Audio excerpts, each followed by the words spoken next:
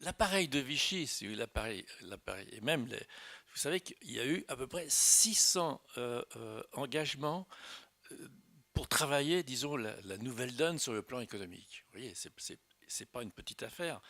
Donc aujourd'hui, peu à peu, ces histoires-là arrivent à la connaissance, fait, disons, des analyses, enfin, etc. Et ça commence à être diffusé.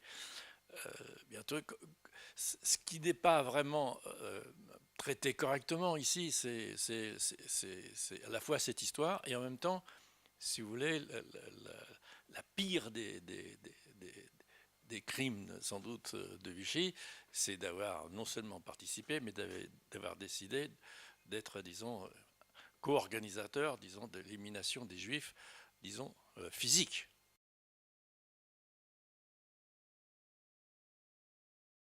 Avec l'Italie, le cinéma français a toujours eu des rapports particuliers.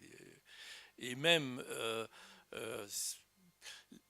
la Scalera, par exemple, pas tout, même à l'intérieur, disons, quand la Scalera est passée à la commission d'épuration, si vous voulez, commission d'épuration professionnelle, j'entends bien, euh, il a été très difficile de condamner les gens qui avaient travaillé pour la Scalera. Vous voyez, donc, avec les Italiens, et même dans un bouquin que je recommande, que je n'aime pas par ailleurs, hein, je n'aime pas l'auteur, mais c'est Erlanger, qui est qui a été, qui s'est réfugié, lui, effectivement, sur la Côte d'Azur, comme beaucoup d'acteurs, de réalisateurs, enfin, etc. Parce que, non seulement parce que pendant tout un temps, ce territoire n'était pas occupé par les forces allemandes, elles étaient en partie occupées par les forces italiennes, et les forces italiennes ne se conduisaient pas de la même manière que les forces allemandes. Voilà. Je... Ah si, il y a une censure quand même. Et puis à un moment, ça s'est passé dans beaucoup d'endroits en France, les Allemands ont remplacé les Italiens un peu partout, y compris à Nice, y compris à la Victorine, y compris là-dessus. Là, c'est même évoqué par, je crois qu'il y a pratiquement un film qui ne parle pas du cinéma, mais qui montre ça très très bien, c'est Léon Morin-Prête, où on voit un village, une petite ville qui est sur l'autorité italienne, et un jour, après des coups de feu, on entend, après toute une nuit de coups de feu, les Italiens ont disparu et sont remplacés par les troupes allemandes. On voit, c'est une scène du film. Les militaires italiens. L'ambiance italienne sur la Oui. Costa Côte d'Azur, si vous Attends, voulez, mais moi c'est j'avais une pas question. exactement la même chose que l'ambiance à Paris. Vous voyez, c'est très différent quand même. Enfin, relisez ce bouquin que j'aime pas tellement, mais il explique bien comment ça se passe pour lui, pour Erlanger. Hein, voilà. Alors moi j'avais une question. C'est dans un petit extrait, à un moment, on voit du livre de Daquin. Daquin dit que Carmois a été déporté. Oui, il a été déporté. Les deux Oui. ont été déportés. Non, une soixantaine de personnes ont été déportées dans le Tyrol. Déportées, c'est une façon, je veux dire, dans le Tyrol, pour être simple.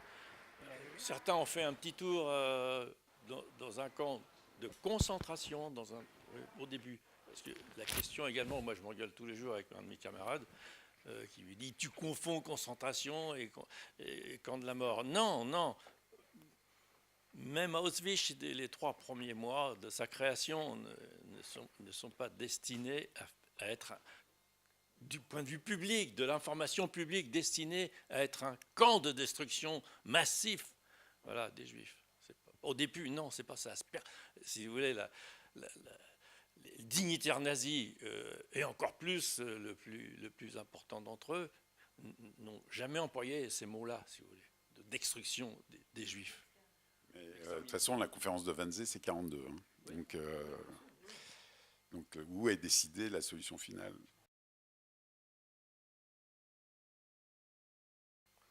Un public énorme fréquentait les salles de cinéma, énorme. D'abord parce que on pouvait se cacher, les salles étaient chauffées, etc. Si vous voulez, voilà, c'est tout simple. Mais en même temps, c'était la seule distraction possible. Donc, On dit que les films allemands ont eu un grand succès, ce n'est pas vrai. Il y a quelques films qui ont eu du succès, notamment La Ville dorée, par exemple, d'accord. Il y a quelques films avec Barry Keoghan, etc. Mais ce n'était pas... Bon, les Allemands ont fait... je suis en train de travailler sur la cérémonie, si vous voulez, de reprise du cinéma français, que les Allemands ont posé la question, vous ne démarrerez pas sans un grand gala sur un de nos films. Voilà, ça s'appelle Le Maître de Poste. Voilà, donc, ils ont, et alors après, je me souviens, c'est le film où on se bat avec, enfin bon, peu importe. Mais enfin, Le Maître de Poste, ils ont imposé le gala avec tout le monde, tout le cinéma français qui devait être là, enfin, etc. Daniel Darieux, les grands. Voilà, donc ils ont réussi à imposer ce truc-là, de façon à ce que les gens, mais manifestement, si vous voulez, heureusement, je ne me place pas, disons, en tant qu'auteur dans cette affaire-là. Je connais une historienne qui a fait un bouquin admirable qui s'appelle La mise au pas. Donc, elle dit ils ont raté leur affaire, si vous voulez. Bien sûr, ça a été des tueries énormes, etc. Mais ils ont raté. Ils n'ont pas pu entrer dans l'imaginaire français de façon à mettre un contact en place entre la culture allemande et la culture française. C'est quelques milliers de personnes qui sont entrées dans cette affaire. Oui, le cinéma, c'était le divertissement que préféraient les Français d'abord. Mais je trouve que quand on dit ça, on oublie toujours, et pendant très très très très longtemps, les hommes politiques français l'oubliaient quand on allait les voir. Hein, c'est que le cinéma représentait aussi, donner du travail à des centaines de milliers de personnes. C'est aussi ça, et qu'à partir d'un moment, les gens qui n'avaient pas de travail devaient aller en Allemagne. Il y avait les deux. Et or, le cinéma faisait travailler des gens, les électriciens, des machinistes, les gens dans les décors, les équipes des studios étaient pléthoriques. Le nombre de gens qui travaillaient pour construire les décors était énorme. Il y avait les laboratoires qui demandaient beaucoup de gens à ce moment-là pour la pellicule. Donc le cinéma, c'était aussi énormément d'emplois. Énormément d'emplois. On en parle toujours comme le divertissement, et toujours. Et nous, on en rappelait, je me souviens des premières choses, et c'est comme ça qu'on a réussi à commencer à se faire entendre par certaines personnes, François Hollande, que à l'heure actuelle, l'industrie du cinéma a plus d'emplois que l'automobile. Et qu'on on brasse des sommes qui sont le double ou le triple de l'automobile. Et on l'oublie toujours, ça, le nombre d'emplois que crée un film, que crée là. Et ça, ça, à l'époque, c'était quelque chose. C'est des choses que me répétaient sans arrêt des gens que répètent sans arrêt Christian Jacques, par exemple, dans les années. C'est quand on lui dit, il faut les syndicats qu'il va consulter lui disent, il faut que le cinéma redémarre, sinon il y aura des gens qui vont crever de faim, qui vont pas avoir de boulot, qui vont pas pouvoir se recycler. C'est quelque chose de très très important, le nombre de gens qui dépendaient de cette industrie. On peut être d'accord avec vous. Il reste qu'il y avait un certain nombre de personnes qui ont fait autre chose que faire du cinéma et qui n'ont pas voulu et qui sont entrés dans la clandestinité, dans la résistance. Et puis, c'est peut-être quelque chose que je voulais dire au début. Heureusement, je ne l'ai pas dit, sinon je vous aurais sans doute choqué. Je n'ai pas du tout envie. Est-ce qu'on peut mettre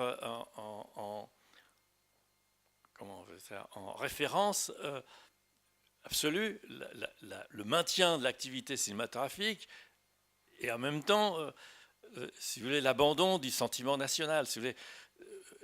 Et le sentiment national, à la Continentale notamment, il est arrivé dans les années 43-44, et c'est heureux, si vous voulez, qu'à l'intérieur même, d'ailleurs vous le signalez dans votre film, hein, la façon dont ce qu'on peut dire les sbires, disons, les gens qui surveillaient toutes les réalités, disons, faisant distribution de tracts, par exemple, ou des choses comme ça, bon, ben, vous savez bien que c'était assez compliqué et même dangereux, bien entendu. Hein. Donc, si vous voulez mettre en balance le maintien du cinéma français, c'est-à-dire de peut-être même 20 000 personnes, hein, les chiffres, on a 20 000 personnes, même mettons 25 000, si vous voulez, il n'y a pas de problème.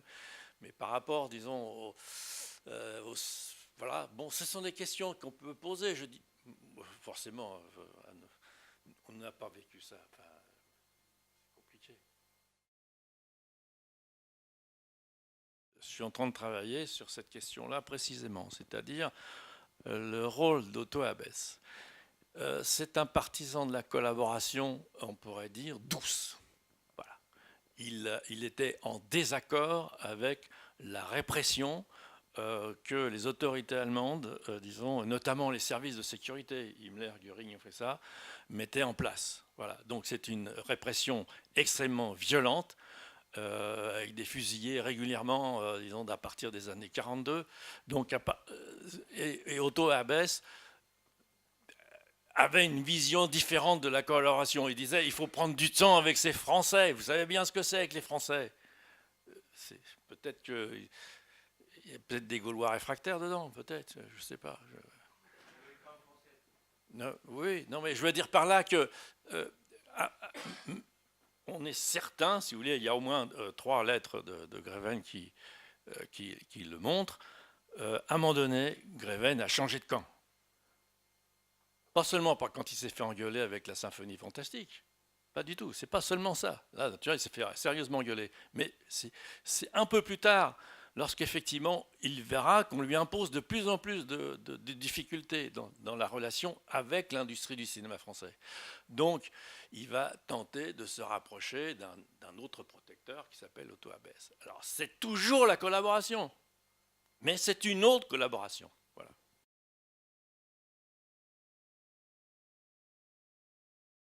Clandestin, c'est beaucoup dire. C'est beaucoup dire. Non, non, non, non. Non autorisé. C'est pas la même chose. Le français a quelques possibilités d'expression assez importantes. Et donc, les syndicats ont eu de la survie. La CGT faisait des réunions, on peut appeler ça clandestines, mais pas secrètes. Vous voyez, il y a une différence entre clandestine et secrète. Donc, le sentiment national était différent. Moi, ce n'est pas un mot de type nationaliste que j'emploie. J'emploie la notion patriotique, si vous voulez. Est arrivé peu à peu à l'intérieur du cinéma, parce que, bien entendu, et M. Tavernier le sait aussi, les chantages, la terreur même qu'il faisait régner à un moment donné à l'intérieur, à partir de fin 42, début 43, il y a eu une installation à la Continentale de la terreur et du chantage. Voilà.